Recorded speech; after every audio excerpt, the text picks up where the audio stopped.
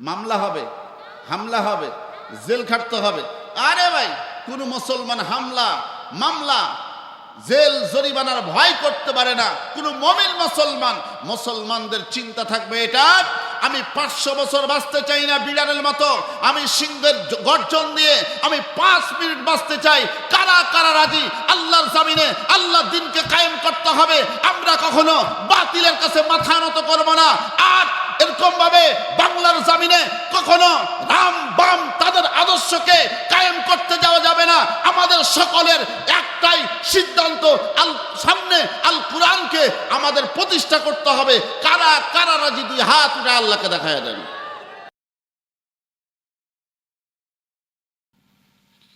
মরতেই হবে যখন, শহীদি মরণ দিও আমাকে।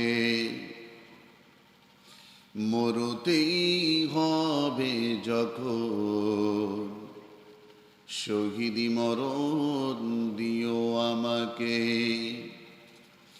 শাহাদাত জানি শুধুই জীবন, সে জীবন দিও আমাকে।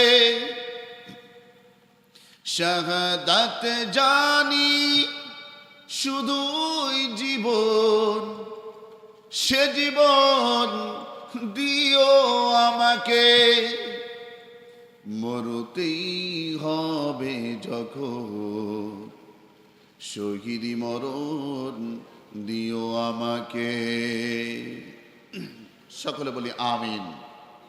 আমরা মুসলমান যখন পড়েছি কালিমা, সাক্ষ্য দিয়েছি আল্লাহর উপর, আল্লাহর কাছে কি, আশহাদু আল্লা ইলাহা ইল্লাল্লাহু ওয়াহদাহু লা শারীকা লাহু ওয়া আশহাদু আন্না মুহাম্মাদান আবদুহু ওয়া রাসূলুহু। আমরা মুসলমান কোনো বাতিল পন্থীকে ভয় করি না, আমরা শুধুমাত্র ভয় করি একজন, তার নাম হচ্ছে আমাদের রব। বলতে পারবেন কি তার নামটা কি? আরো জোরে জোরসে বলুন। যারা এখনো রাস্তায় দাঁড়িয়ে আছেন, দোকান পাশারে, বাড়িতে বসে আছেন, আমি আপনাদের কাছে ঈমানের দাবি নিয়ে বলতেছি। আমি মুফতি আতিক বিন আব্দুর রাজ্জাক আপনাদেরকে বলতে চাই, হয়তোবা আমি কাউরের ছোট ভাই অথবা বড় ভাই অথবা সন্তান সমতুল্য, আপনাদের সকলের প্রতি আহ্বান করে বলছি। কারণটা হচ্ছে নবীজি বলেছেন, ইন্নামাল মুমিনুনা ইখওয়াতুন, নিশ্চয় একজন মুসলমান আর একজন মুসলমানের ভাই। এই দাবি নিয়ে আপনারা রাস্তাঘাটে দাঁড়িয়ে থাকবেন না, বাড়িতে বসে থাকবেন না, কোরআনী প্যান্ডেলে এসে বসতে হবে। কারণটা কি? আল্লাহ পাক রব্বুল আলামিন বলেন, ইদা কুরিয়াল কুরআন ফাসতামিউ লাহু আনসিতু লাআল্লাকুম তুরহামুন। কোরআনের যখন তাফসীর হবে, কোরআন থেকে আলোচনা হবে, কোরআনের আলোচনা কানে যাওয়ার সঙ্গে সঙ্গে কোরআনকে সম্মান করে, আল্লাহকে ভালোবেসে কোরআনী আলোচনায়, কোরআনের তাফসীর মাহফিলে বসে যাবে। আল্লাহ পাক রব্বুল আলামিন তাদের ব্যাপারে বলেন, আমি আল্লাহ তাদের জীবনের সমস্ত গুনাহগুলোকে মাফ করে দেই। আর একটু আস্তে বলেন সুবহানাল্লাহ।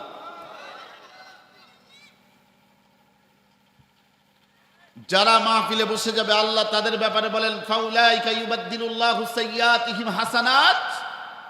কোরআনে মাহফিলে যারা বসে যাবে, কোরআনী আলোচনায়, আল্লাহ তাদের জীবনের সমস্ত গুনাহগুলোকে মাফ করে দেন।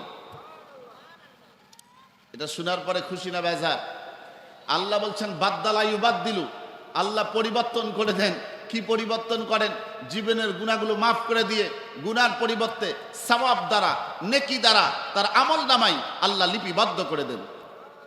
এরপর আলোচনা যখন হবে, তাফসীর হবে, শেষের দিকে আল্লাহর কাছে যখন দোয়া করবে আর বলবে, আল্লাহ আমি জীবনে ভুল করেছি, অন্যায় করেছি, আল্লাহ তুমি আমাকে মাফ করে দাও, ক্ষমা করে দাও। আল্লাহর কাছে যখন এরকম ভাবে কান্নাকাটি করে দোয়া করবে, আমার নবী বলেন, ক্বালা রাসূলুল্লাহি সাল্লাল্লাহু আলাইহি ওয়াসাল্লাম, মান হাফাযা আলা শুফাতিদ দুহা গুফিরা লাহু মা তাকাদ্দামা মিন যামবিহি ওয়া ইন কানাত মিথলা যাবাদিল বাহার। আল্লাহ পাক রব্বুল আলামিন তার জীবনের সমস্ত গুনাহগুলোকে মাফ করে দেন। আমার নবীকে প্রশ্ন করলেন একজন সাহাবী, ইয়া রাসূলুল্লাহ, ইয়া হাবিবাল্লাহ, আমি তো জীবনে অনেক গুনাহ করেছি, অনেক অপরাধ করেছি, অনেক ভুল করেছি, হয়তোবা আল্লাহ কি আমার জীবনের গুনাহ মাফ করবে না? নবীজি বলেন, তুমি জীবনে সমুদ্রের পানির চাইতেও কি বেশি গুনাহ করেছো? তুমি কি বেশি অপরাধ করেছো? এর চাইতেও বেশি যদি গুনাহ করে থাকো, সমুদ্রের পানি, ফেনা, এগুলো তো গণনা করে শেষ করা যায় না। এর চাইতেও যদি বেশি গুনাহ করে থাকো, মা তাকাদ্দামা মিন যামবি, আল্লাহ তোমার জীবনের সমস্ত গুনাহগুলোকে মাফ করে দিবেন।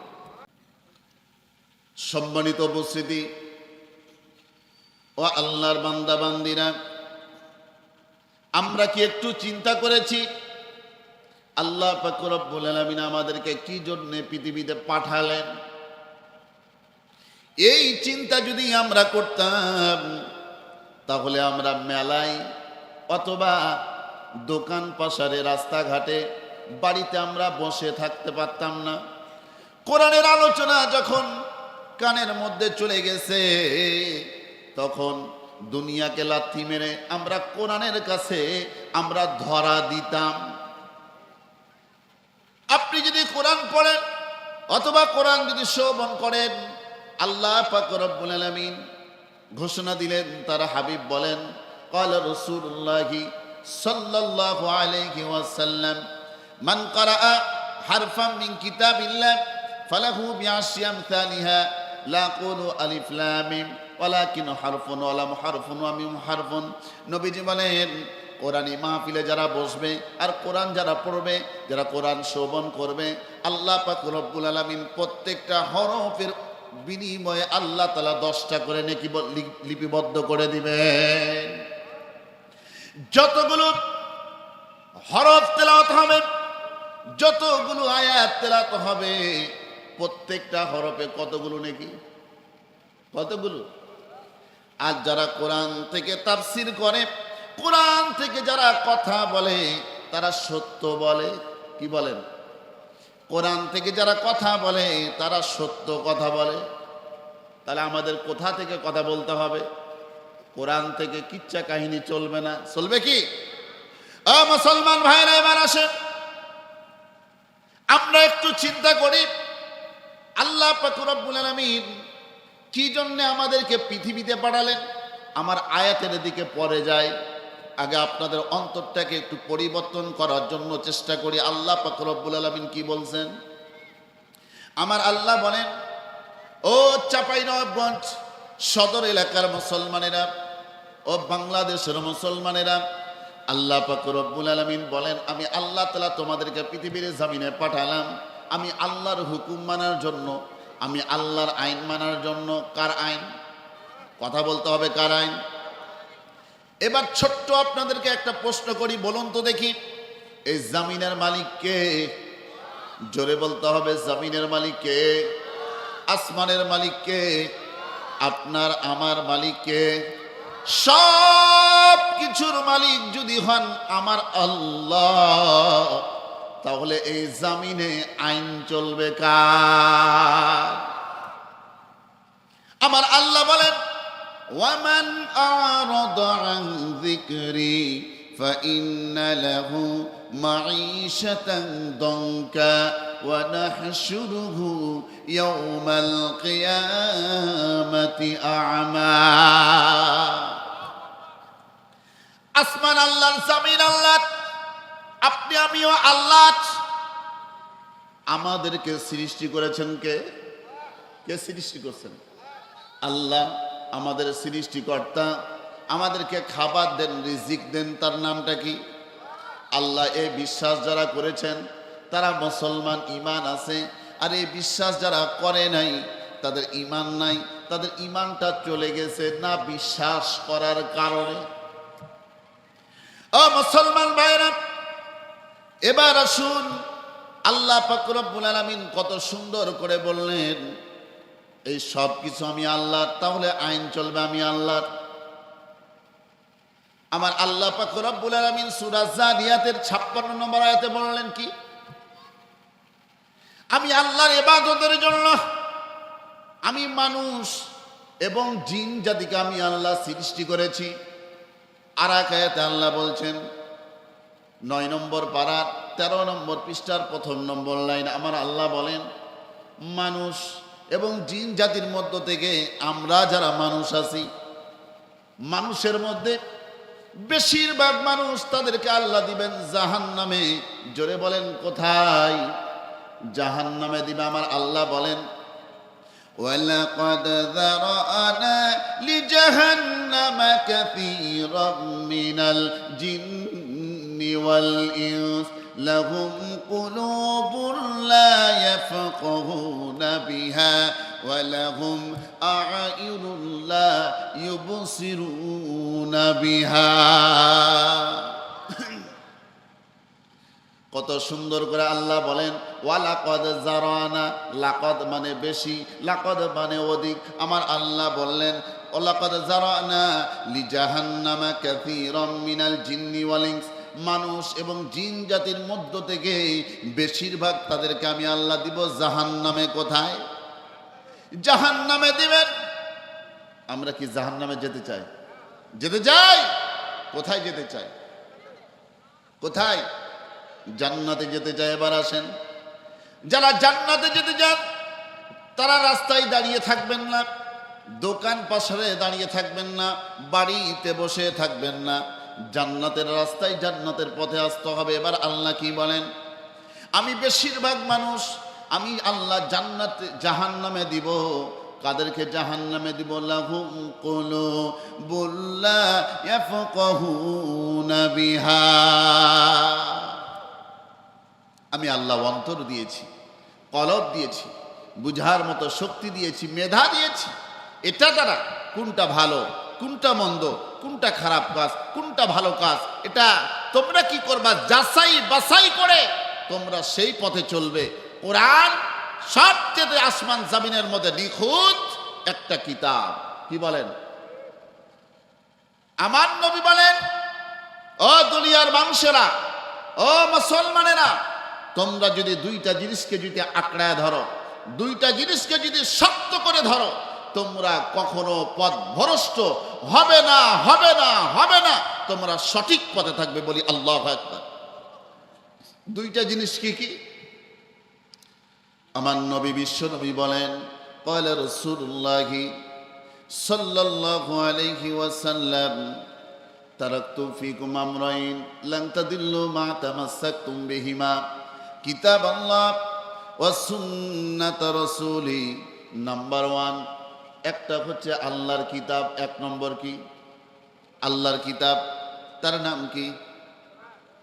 আল্লাহর কিতাবের নাম কি? আল কুরআন। 2 নম্বর হচ্ছে ওয়া সুন্নাত রাসূলি, রাসূলুল্লাহ সাল্লাল্লাহু আলাইহি সাল্লামের সুন্নাহ। তাহলে 1 নম্বরে পেলাম আল্লাহর কিতাব, আল্লাহর কোরআন। 2 নম্বর আমার নবী বিশ্ব নবীর সুন্নাহ। এই দুইটা জিনিসকে যদি আমরা আঁকড়ে ধরি, কখনো আমরা পথভ্রষ্ট হব না, কখনো আমরা অন্ধকারের পথে যাব না। আল্লাহ তাআলা বলেন, আল্লাহু ওয়ালিয়ুল্লাযীনা আমানু ইউখরিজুহুম মিনায-যুলুমাতি ইলান-নূর। আল্লাহ পাক রব্বুল আলামিন বলেন, আমি আল্লাহর উপর যারা ঈমান এনেছে। কার উপর? আরে ভাই কথা কম রাখেন।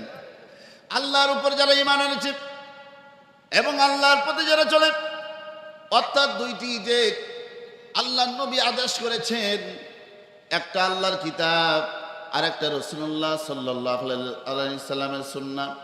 এই দুইটা জিনিস যদি আমরা শক্ত করে যদি ধরি, অর্থাৎ পালন করি, আল্লাহ পাক রব্বুল আলামিন বলেন, তাদেরকে আমি আল্লাহ অন্ধকারের পথ থেকে আলোর পথে নিয়ে আসি, অর্থাৎ জাহান্নামের পথ থেকে হেফাজত করে আমি আল্লাহ তাআলা তাদেরকে জান্নাতের পথে নিয়ে যাওয়া আমি আল্লাহর জন্য ওয়াজিব হয়ে যায়। এবার বলেন, আমরা আল্লাহর উপর ঈমান আনছি কি আনি নাই? সবাইকে বলতে হবে, আল্লাহর উপর ঈমান আনছি কি আনি নাই? আল্লাহর উপর ঈমান আনছি, কিন্তু কিছু মুসলমান আছে কয় কোরআনে কিছু মানবো আর কিছু মানবো না, তাহলে কি মুমিন হওয়া যাবে না? আমার আল্লাহ বলেন, আফালা তুমিনুনা বিবাদিল কিতাবি ওয়া তাকফুরুনা বিবাদ। কোরআনের কিছু কথা মানবে, আর কিছু কথা মানবে না, কোরআনের কিছু কথা মানবে আর কিছু কথা মানবে না। এই সুবিধাবাদ জিন্দাবাদে মুমিন হওয়া যাবে না। ঠিক না বা ঠিক? আল্লাহ বললেন আফালা তুমিনুনা বিবাদিল কিতাবি ওয়া তাকফুরুনা বিবাদ। এ কোরআনের কিছু মানবা, অর্ধেক মানবার অর্ধেক মানবা না, তা চলবে না।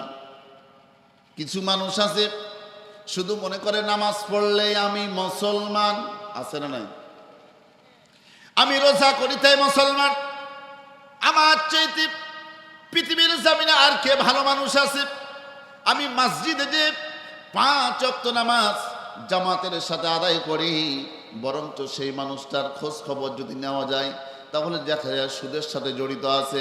তবে আমি নামাজিদেরকে খাটো করার জন্য বলতেছি না, আমি বলতেছি এটা যারা শুধু মনে করে নামাজ পড়লে আমি মুসলমান, তাদের ক্ষেত্রে বলতেছি শুধু নামাজের নাম ইসলাম নয়, পূর্ণাঙ্গ এ কুরআনুল কারীমের মধ্যে যা আছে এ পুরাটা মানার নাম হচ্ছে মুসলমান। আর একটু ভেঙে দিয়ে আপনাদেরকে, শুধু নামাজ পড়লে হবে না, নামাজ পড়ে আমি মানুষের ক্ষতি করব তা চলবে না। এই জন্যে কবি বলেন তুমি নামাজ পড়িয়া করবা কি, তুমি রোজা রাখিয়া করবা কি, কলবেতে ঢুকেছে গো তোমার দারুণ বদমাইশি। তুমি নামাজ পড়িয়া করবা কি, তুমি রোজা রাখিয়া করবা কি, কলবেতে ঢুকেছে গো তোমার দারুণ শয়তানি। হজ করিয়া তুমি হইছো হাজি, মনটা যে তোমার দারুণ পাজি, আছে না নাই? হজ করিয়া তুমি হইছো হাজি, মনটা যে তোমার দারুণ পাজি, সাত ধরাধর এক মনে বেশি। ও মুসলমান ভাইরা গভীর মনোযোগ দিবেন, শুধু নামাজ পড়ার নাম মুসলমান নয়। কুরআনুল কারীমের মধ্যে আল্লাহ পাক রব্বুল আলামিন আরো কিছু বলেছেন। নামাজ যেমন একটা ফরজ, রোজা তেমন একটা ফরজ, যাকাত তেমন একটা ফরজ, হজ তেমন একটা ফরজ। তেমনি ভাবে আল্লাহর জামিনে আল্লাহর দ্বীনকে, আল্লাহর হুকুমতকে, আল্লাহর কোরআনকে প্রতিষ্ঠা করা, অর্থাৎ আল্লাহর আইন অনুযায়ী সমাজ ব্যবস্থা কায়েম করতে হবে, এটাও আল্লাহর হুকুম, এটাও ফরজ। জোরে বলেন ঘোষণাকার। আপনি নামাজ পড়বেন, আপনাকে কেউ বলবে না কিছু। আপনি নামাজ পড়বেন, আপনার নামে হামলা হবে না, মামলা হবে না।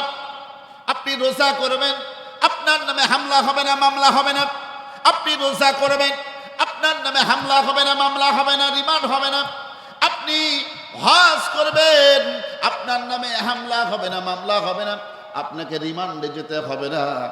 বরঞ্চ আপনি যদি এক আল্লাহর কথা বলেন, এক আল্লাহর আইনের কথা বলেন, দুনিয়ার কোনো মানুষের পচা ছড়া তৈরি করা সংবিধান চলবে না, মানব রচিত সংবিধান চলবে না। সরাসরি আল্লাহ পাক রব্বুল আলামিন যেই সংবিধান নাযিল করেছেন, ইন্না আনজালনা ইলাইকাল কুরআনা লিতুবাইয়িনা লিন-নাস, তাম পৃথিবীর মানুষের জন্য যেই সংবিধান আল্লাহ নাজিল করেছেন, জোরে বলেন সেই সংবিধানের নামটা কি? আরো জোরে। এই কোরআনের কথা বলতে সমস্যা? কোরআনের নামটা বলতে কি ভয় হচ্ছে? মামলা হবে, হামলা হবে, জেল খাটতে হবে। আরে ভাই, কোন মুসলমান হামলা, মামলা, জেল জরিমানার ভয় করতে পারে না। কোন মুমিন মুসলমান, মুসলমানদের চিন্তা থাকবে এটা, আমি 500 বছর বাঁচতে চাই না বিড়ালের মতো, আমি সিংহের গর্জন দিয়ে আমি 5 মিনিট বাঁচতে চাই। কারা কারা রাজি আল্লাহর জামিনে আল্লাহর দ্বীনকে কায়েম করতে হবে? আমরা কখনো বাতিলের কাছে মাথা নত করব না। আর এরকম ভাবে বাংলার জামিনে কখনো রাম বাম তাদের আদর্শকে কায়েম করতে যাওয়া যাবে না। আমাদের সকলের একটাই সিদ্ধান্ত, সামনে আল কোরআনকে আমাদের প্রতিষ্ঠা করতে হবে। কারা কারা রাজি? দুই হাত উঠে আল্লাহকে দেখায় দেন।